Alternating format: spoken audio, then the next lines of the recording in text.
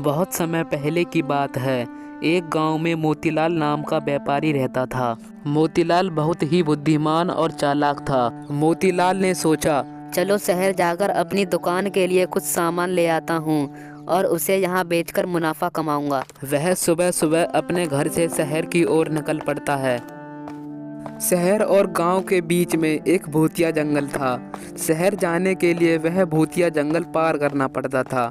लोगों का मानना था कि इस जंगल में चुड़ैल रहती है जो आने जाने वाले व्यक्तियों को मारकर खा जाती है। मोतीलाल जल्दी से वह जंगल पार कर लेता है। मोतीलाल शहर पहुंचा और अपनी दुकान के लिए सामान खरीदने लगा। मोतीलाल को सामान खरीदते खरीदते शाम हो जाती है। वह अंधेरा होने से पहले अपने गांव की ओर निकल पड़ा। मोतीलाल को जंगल में ही अंधेरा हो जाता है। वह जंगल से होकर जा रहा था। तभी मोतीलाल को अचानक एक बच्चे के रोने की आवाज़ आई। अरे, ये इतनी रात को जंगल में कौन रो रहा है? मोतीलाल उस बच्ची के पास गया और बोला, अरे बेटी, तुम इतनी रात को जंगल में क्या कर रही हो? अंकल, मैं इस जंगल में खो गई हूँ। मुझे अपने घर जाना है। तुम्हारा घर कहाँ है बेटी? पास के गांव में ही मेरा घर है। मेरी माँ मेरा इंतजार कर रही है। चलो, तुम मेरे साथ चलो, तुम्हें तुम्हारे घर पहुँचाता हूँ। मोतीलाल उस लड़की को अपने साथ ले जाता है।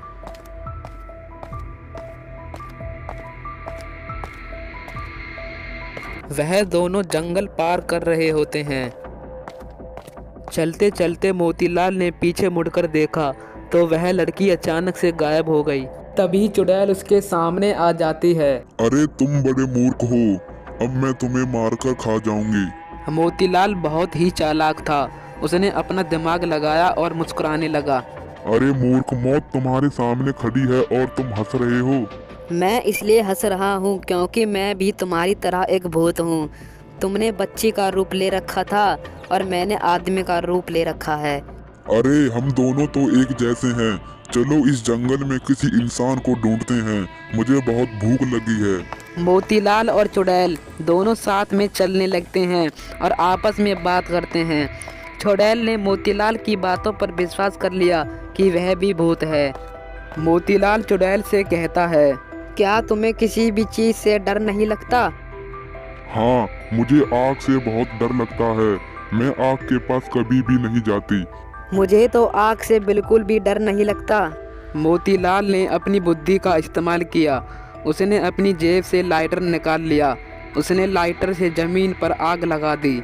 आग लगाने के बाद मोतीलाल मुस्कुराता है और चुड़ैल से कहता है, बाय बाय चुड़ैल, हमेशा के लिए। किस्मत में हुआ तो फिर मिलेंगे। अरे मित्र, तुम ऐसा क्यों कह रहे हो?